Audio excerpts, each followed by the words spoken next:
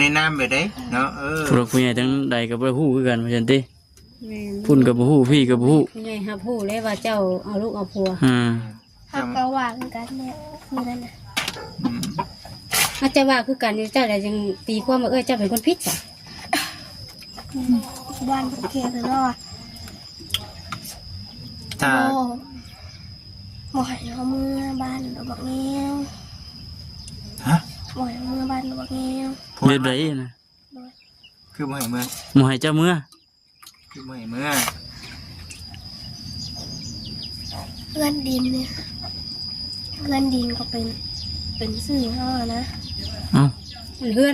นี่นั่นคือชื่อเจ้าสมบัติทางข้างเมืองก่อนผีแอร์แล้วสิถึงสื่อเอาเว้าไปมายังสิเรื่องใหญ่เลยนะบัดเนาะเบิ่งฟังไปอย่าว่าเนี่ยนั่นเด้อน้องเพราะว่าคือเฮือนชาตินั่นเป็นบ่อยากให้น้องเข้าใจเป็นนั้น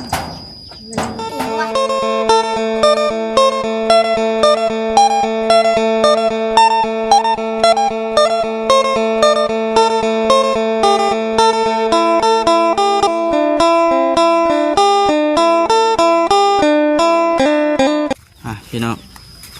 ทักทายสบายดีเด้อพี่น้องเด้อเนาะ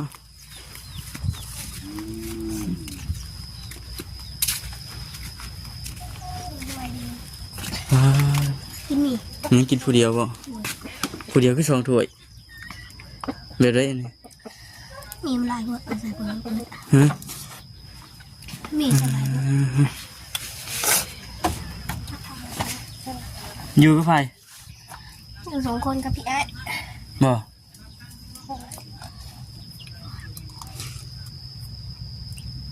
อันนี้บนจะอยู่บ่นี่บางดินบนนี่ได้บนดินกลางเขาเมื่อนอนพุ่นเมื่อนอนนี่แท้นะนอนเรือนใหญ่กับหมูนอนเฮือนใหญ่กับหมู่หมูคนมาหลีน้ำมานอนเป็นหมูเฮือนใหญ่นี่ไปได้เฮือนเพื่อนหลังใหญ่เลยบ่แม่นเฮือนหลังนี้บ่เฮือนอยู่ในพุ่นเฮือนนั้นย่าน้องเตไม่รู้บางมื้อคือไปนอนพุ่นบางมื้อก็ไปนอนพุ่น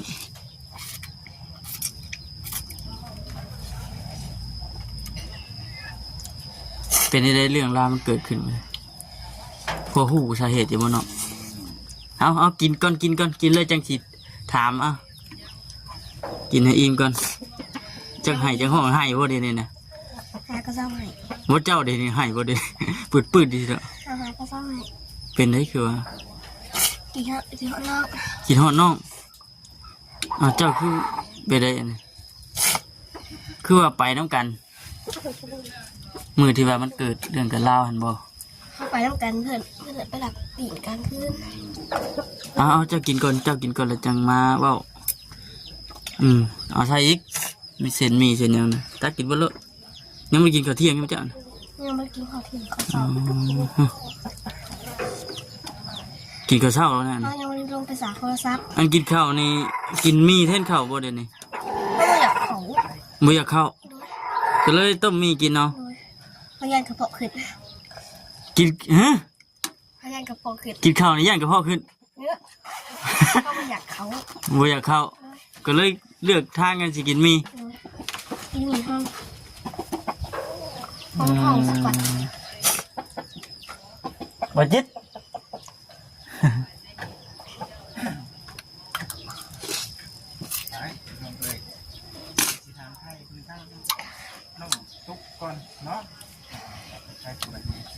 แต่ว่าเจ้าน่ะพอฮู้เรื่องฮู้ราวอยู่เนาะมื้อที่ว่ามันสิเกิดเรื่องขึ้นมื้อนั้นเนาะกินข้าวสักก่อนสิบ่ให้เพิ่นกินข้าวก่อนเพิ่นยังบ่ทันได้นั่นกินยังกินเสียบนอนรับอยู่บ่ล่ะโอ้ยเนาะสบายดีมันก็อย่าให้นี่เพิ่นกับบ่แซ่บนอนบ่รับคือกันแล้วบ่เส้นมี2 ถ้วยแล้วเนาะยังบ่เสร็จกินบ่แซ่บเลยบ่เป็นบ่เฮาพี่ให้กับอันน่ะพี่ให้กับเอ้ยให้กันอีฮอดบ่กินฮอดข้าวฮอดน้ำมันกินแล้วมื้อวานบ่ต้องกินเฮ็ดหยังล่ะนี่นี่บ่โอ้ยเนาะ นอนอยู่ใช้เมื่อคืนนี่ นอนอยู่เพื่อนรัก นอนอยู่เฮือนหลังใหญ่ ลงกันยา ลงเพิ่นยา โอ้ย งานไอแต่บ่ อืม เวลาจะบอก ผ่าที่ไหนมารักมาเรามาเดินกลางคืนเนี่ย มาแต่ใช้เมื่อคืน เรามาเจออยาก มาแต่เวียก เลย เนาะเฮ้ยเป็นยังไงน้องเห็นเรื่องราวมันเกิดขึ้นแบบนี้มีความคิดในใด ความสุดเท่าไหร่แต่เราพิษ มีแต่พิษ ในคุมคืดน้องตุ๊กว่าไอแต่ผิด เราไปบอกผู้ใหญ่ ฮะ ไปเลย เราไม่ได้บอกแบบไม่ได้บอกผู้ใหญ่ผู้แก่ไม่ได้ไปบอกแบบไหนล่ะ เราบอกไปบอกปู่ย่าในบ้านนะ ให้มาพี่ ไปบอกเพื่อนว่าสิเมื่อบ้านมันเขาอยู่อะไรเขาสิเมื่อบ้านก็บอกเพื่อนแหละนี่ก็บอกเพื่อน เดี๋ยวว่าสิเมื่อพุ่นกับบอกปู่บอกย่าสินะบอกผู้รักผู้ใหญ่ เพื่อนเราใช้บัตร อันนี้ก็บางสิ่งบางอย่างถ้าหากว่าคนเฮามันอยู่ในสถานการณ์ตอนนั้นน่ะมันชดบุคลิกบ่ได้พุ่นน่ะ มีแต่หาทางไปแล้ว ว่ามันบ่แล้วก็มันแบบว่าเสียใจแห้งมันคิดบ่ออกบ่เข้า แม่นอยู่ตามหลักการของทางผู้ใหญ่เพิ่นน่ะ นี่ เป็นหยังคือ เพื่ บ่ อน ไป อบ ยา อก กเมื่อเองได้ฮะมา เพิ่นยังไม่เอง ด้วย อืม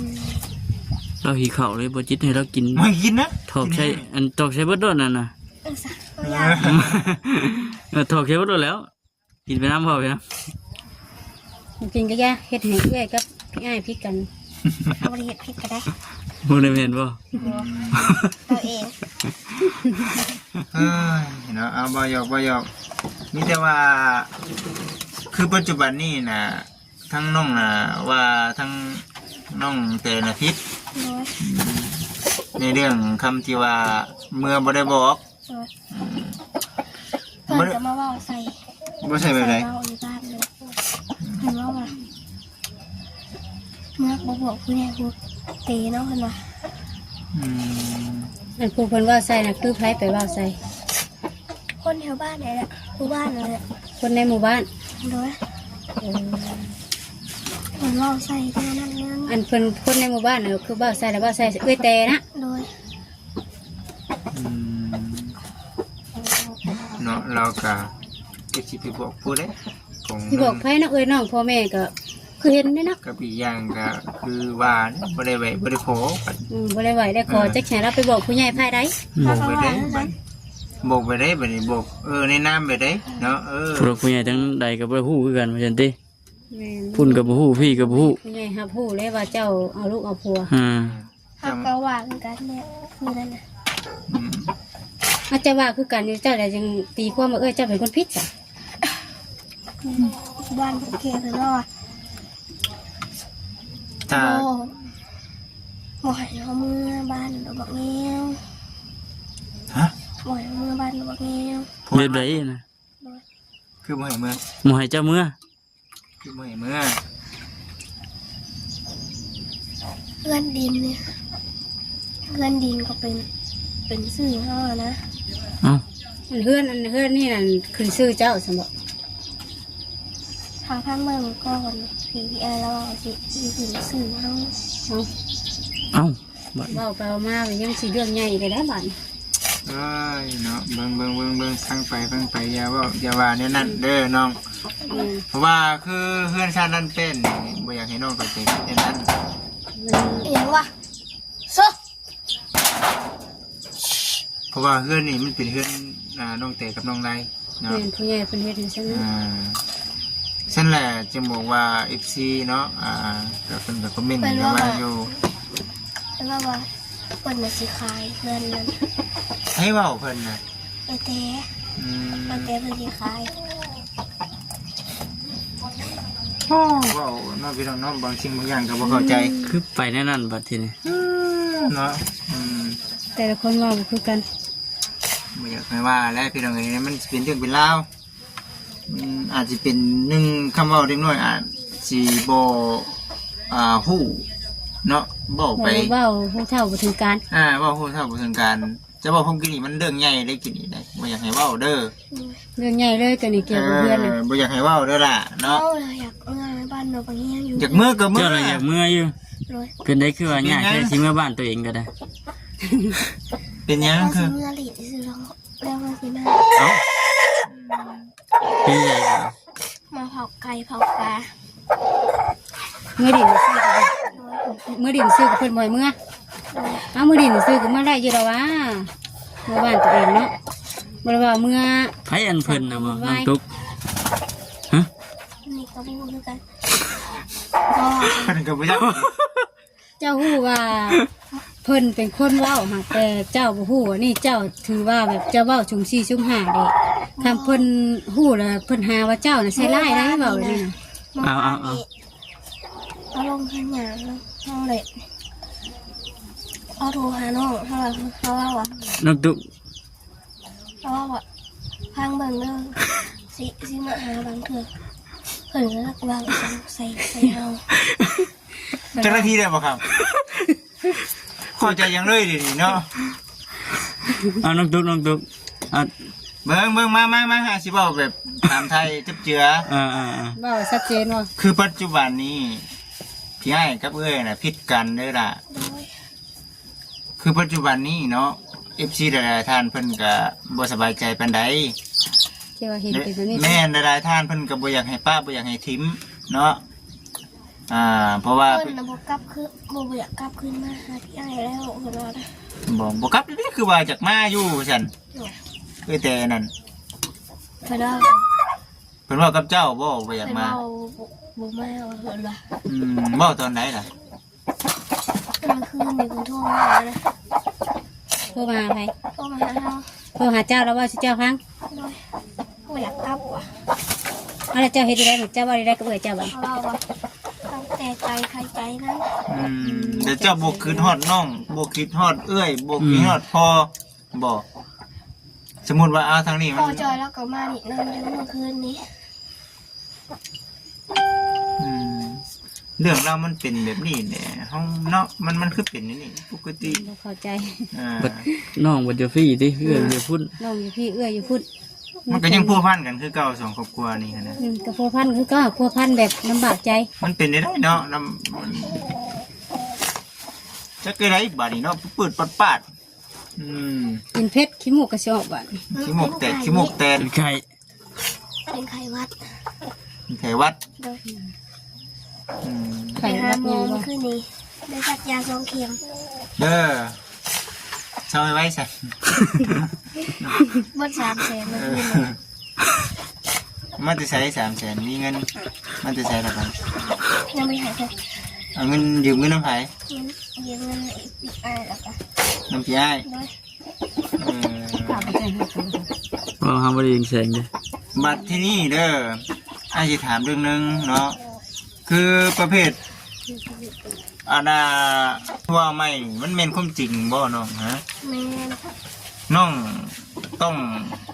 ทำความเข้าใจให้มันคักๆบ่มันแม่นดีๆบ่น้องเคยเห็นกับเจ้า เฮาเห็นเพิ่นร่วมกันข้างใน ร่วมกันแบบใด ร่วมกันแบบใด ไปหาเด้อ อื่นสิไปหาเด้อ มื้ออื่นไปหาเด้อผู้บ่าว เอ้า ผู้บ่าว โดย บ่ได้ปรับบ่ได้แต่งบ่ได้เว้าเอา บ่ เว้าดี เวลาเจ้าเห็นในเซตที่ว่าได้ว่า โดยโทรหาเพิ่นโทรทั้งกลุ่ม หัก แต่กระแชททั้งกลุ่ม หักบ่จุ๊บๆเด้อติ หานน้ำใส่เว้ามั่วชื่อได้ มันก็แม่นความจริงแต่ว่า แม่นซะบ่ โดย เอาแล้วเนาะได้เลย เพิ่นก็เหลือเพชรเสียงแต่เมื่อคืนนี้พอ เอ้าเมื่อคืนนี่ว่าโทรมาหาอยู่ โทรมาหาเพิ่นก็ว่างแป๊บเดียวเพิ่นก็ลบเพชรทิ้งหลึกเบิดเพชร แน่น้องเคยไปน้ำข้าเจ้าบ่เคยเห็นบ่ผู้ชายคนนั้นน่ะ คือบ่ไปน้ำไหนเห็นกับหูกับตา เขานอนงานแต่งเขาย่าตอนนั้นน่ะสิเป็นเจ้าสาวปลอม เจ้าเป็นเจ้าสาวปลอม จนเป็นเจ้าสาว เขาต้องนอนแต่เด้อนอนแต่ เป็นเวนตื่นก็ตื่นเช้าก็ทาแต่งหน้า เงินอีกเนาะ พี่น้องเอ้ยเนาะพังเอาพิจารณาไปทำกันอาจจะเป็นบ่จิตสัมภาษณ์บ่ผ่านบ่หรือว่าจังได๋ FC ถามนิดนึงก็ไปได้นะ สิงงแล้วนี่ โอ้ยน้องตุกเลยเป็นน้องเรากินเพชรดี เจ้า จัง ก็ บ่ ผ่านคือกันนั่นแหละ ฮะ เจ้าก็ผ่านคือกันนั่นแหละ ผ่านอยู่บ่บ่าวถามเนี่ย เลย เออ ใครอยู่ที่ อันที่ แต่ว่าเหตุการณ์ที่ว่ามีหยังยืนยันที่ว่าทั้งน้องเตเพิ่นไปมีผัวเอาดีเคยเห็นเขาเจ้ากอดกันหอมแก้มกันบ่บ่เคยเห็น เจ้าเคยเห็นหน้าเราบ่ ว้าวนะ อ่า บอก ฮะ บ่เคยเห็นก็ว่าเป็นผัวเอาบาดนี้ เขาเคยเห็นเธอหนึ่งแต่ หาหน้าเฮ็ดแล้วบาดนี้ โอ้ ไอ้นั่น ฮะ เอาดีๆน้องตุก เอาดีๆนะตั้ง เปิ ใจ ด ตั้ง โท ใจ รมา เห็นตัวจริงหรือว่าเห็นในโทรศัพท์ เพิ่นโทรมาหายืนเขาเดง อ่า มาหาหนึ่งเขาสวยดีว่ะอยากนอน ใครสวย เดง เอ้ยแดง เอเตเอเตบอกผัวเอามาหนึ่งเขาช่วยในเมื่อยอย่างนอนอันน่ะ ดำกระดำอยากกระเตีย ใครเตี้ย ขนาดบ่เคยเห็นได้นี่เนาะเพิ่งกินนี่บ่เคยเห็นเราเคยเห็นฮู้ว่าดำหรือเตี้ย สิเห็นนี่แหละว่ากับหน้ากับหลังน้องเอ้ยเนาะว่าจะเจือนี่เด้อยันเอา FC พิจารณาเบิ่งไปนํกันเนาะจังหน่อย FC เพิ่นสิว่าจังไดแต่ว่าไอ้ถามเบิ่งนี่ก็คือว่ามีอยู่ว่าซั่นแต่ว่าฟังเอาคำว่าคำจาของเด็กน้อย ว่ามีหากแต่บ่เห็นเห็นตัวจริง ถามในเรื่องของเราด้วยวันนี้บ่ เพิ่น จิต โทรมาทางเพจเอาเขามาแล้วมือนั้นนะเขามาแล้วเอาเขาหักโทรศัพท์เอาทาว่าผู้ใดนี่ เป็นผู้บ่าวเตะเพื่อนก็บอกกับนี่ว่าเป็นผู้บ่าวเตะ เป็นผัวแก แมน ใช่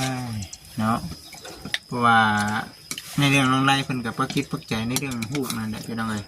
พี่ชิเนี่ย ฮูกเป็นบ่ฮูกเจ้าว่าเป็นคนชงให้ แมน ชงให้อันนั้นอะไร น้อย เดี๋ยวนี้เพิ่นไปใส่แล้วอันน่ะผู้บ่าวนะ เพื่อนก็อยู่บ้านคุกแรกนั่นแหละ สมมุติไปหาเงินบ่ล่ะ คนแชร์เขาว่าเห็ดยังอยู่เนาะ เอ้า เขาตอบว่าเราก็ไปตอบแล้ว น้องเตเพิ่นว่าเราไปหาเงินเราไปหาเงินแล้ว ผู้ชายคนนั้นแม่นไผ เพื่อนยังไม่ไปหาเงินเมื่อคืนนี้เพื่อนแชทมาทางกลุ่มเขาบอกเขาออกแต่กลุ่ม อันนี้ FC เพิ่นพิจารณาเบิ่งเด้อพี่น้องเนาะเสื้อทางใดเนาะเสื้อเข้าข้างทางใดเด้อพี่น้องเด้อคอมเมนต์กันเข้ามามีแต่ว่าคำว่าเนาะจังใดก็เดี๋ยวทางเฮาเองก็สิให้ทำสงกรานต์สงภัยเพิ่นมาอบรมกันให้มันละเอียดมีแต่ว่า ค คื น อ จะเรียนคนเพิ่นสิมาเพิ่นว่า ใจเย็นๆก่อน โดย อืม เพิ่นสิมาหา เพิ่นสิมาหา โดย คือบอกขออนุญาตนำเรื่องที่เจะบอกวันนี้เอ้ยผู้ได้ยินเนี่ยเพิ่นบ่ให้จะบ่นะฮะบ่ให้บ่ โดย บ่ย่านเอ้ยให้บ่ เพิ่นเขาบอกให้ บ่ให้ จะได้อย่างง่ายเราก็บ่จักติ อืม เพิ่นไปนะบ่ถูกเรียกเอาปะ หืม เพิ่นไปนะเอาบ่ถูกเรียก เพิ่นไปเฮาบ่ถูกเวียก โดย แบบใดคือว่าเฮาบ่ถูกเวียก คันเพิ่นอยู่นี่เพิ่นใส่ซักส่งเสือผ้าให้เพิ่น ได้ใส่นะ เต อ๋อ คือตอนนี้นะเจ้าน่ะดีใจนะคือเอื้อยไปแล้วเจ้าบ่ทุกข์เวียกคือสบายแม่นบ่ โดย บัดเอื้อยอยู่แล้วเจ้าลำบาก โดย อ้าว ให้ใส่ซักส่งเสือแล้วปะใส่ตักสูบน้ำบางเทื่อก็ เอ้ยเจ้าแต่เท่เราเอ้ยแต่นะบ่ ได้แทก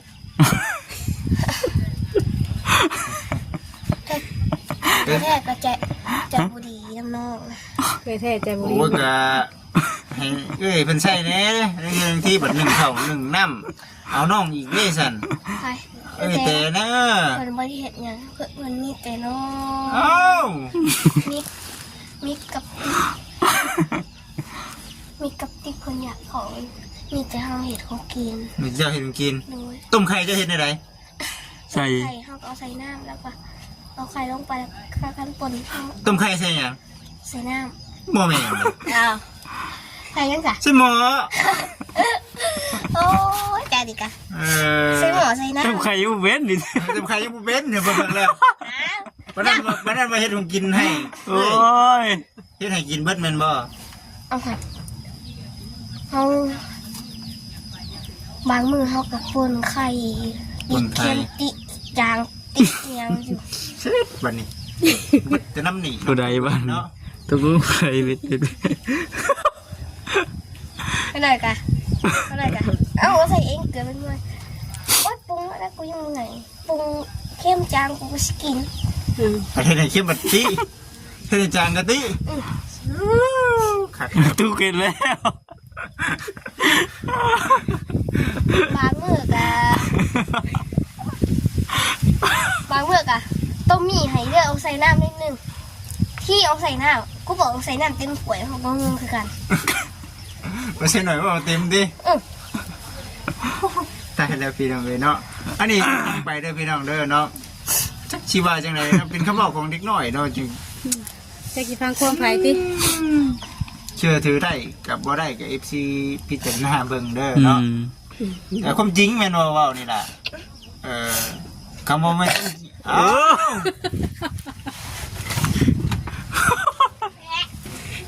เออสำลี จัดไปเลยบ่ เดี๋ยวไปเลยเบิ่งเลยบ่ ไม่หรอกอยากกินคนเดียวหาหมอ อืม อยากกินเบิด เอาว่ามันคือที่เกิดชักยาเลย สักยาเพิ่นว่ามืออื่นตอนแรกนี่มายังมากิน เพิ่น อ้าวหมู หมอหมอก็หมอติล่ะเด้อล่ะพังเบิ่งไงเว้าเด้อ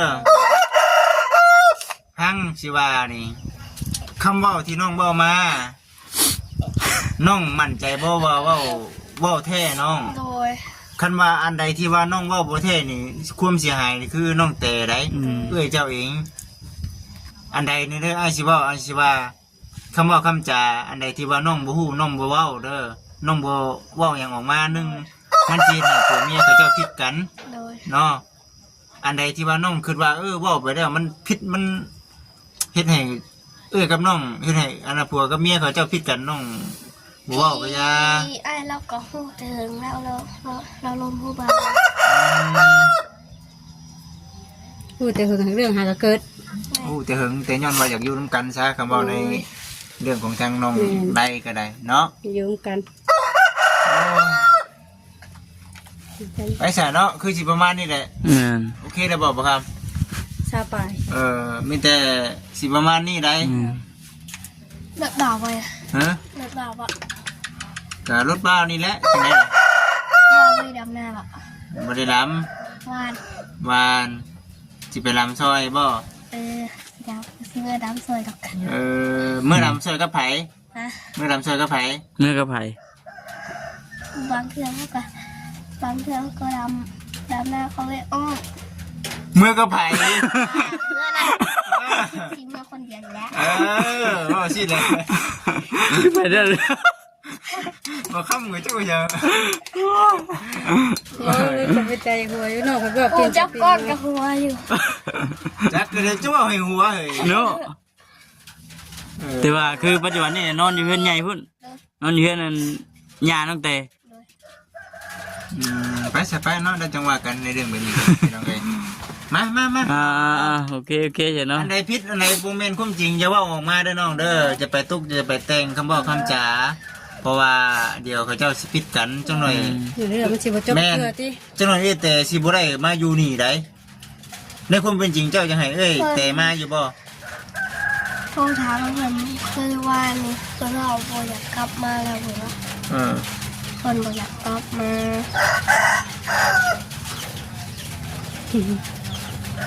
ใจเนาะ โอ้ยเนาะเอ้าจ้ะจบแล้วว่ายังกินนี่ว่ายังกิน คือแต่เพิ่นบ่อยากกลับ โอ้ยแต่บ่อยากจะมา ป้าพี่น้อยเนาะโอเคเด้อพี่น้องเด้อเราคลิปนี้ผิดพลาดกันนะแกขอโทษขออภัยหลายพี่น้อยเนาะโอเคพี่น้อยสบายดี